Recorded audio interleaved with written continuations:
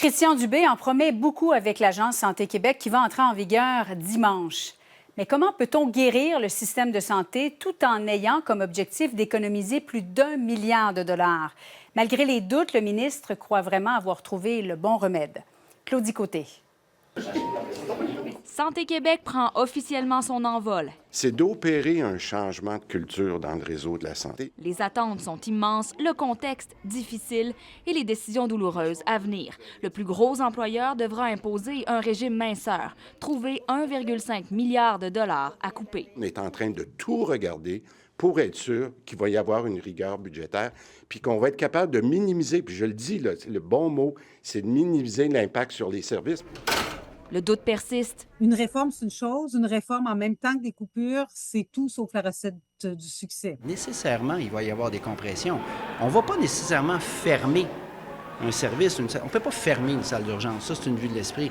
Mais quand on diminue tellement les ratios qu'il n'y a plus de service aux patients puis que les gens attendent, c'est une diminution de service de toute évidence. C'est des débats structurés. C'est une façon pour le gouvernement de se déresponsabiliser. Madame Biron avait dit dans sa tournée médiatique il y a 2 semaines, bien écoutez, on va déposer un plan stratégique en mars 2025, puis après ça, on verra l'application du plan stratégique. Alors pendant ce temps-là, il y a des gens qui souffrent sur des listes d'attente puis dans les urgences. Et rien n'est réglé avec les fédérations de médecins. Christian Dubé parle de résistance au changement et ce qu'il qualifie d'éléphant dans la pièce. On veut avoir plus de contrôle sur les enveloppes pour que, par exemple, certaines spécialités soient mieux rémunérées, puis qu'on prenne l'argent dans d'autres spécialités qui sont probablement trop rémunérées. Et ça, pour la Fédération des médecins, c'est très difficile. Québec veut avoir la main mise sur les enveloppes de rémunération qui totalisent 8 milliards de dollars. Je pense qu'on a à peu près le contrôle sur 5 de l'enveloppe. C'est ridicule.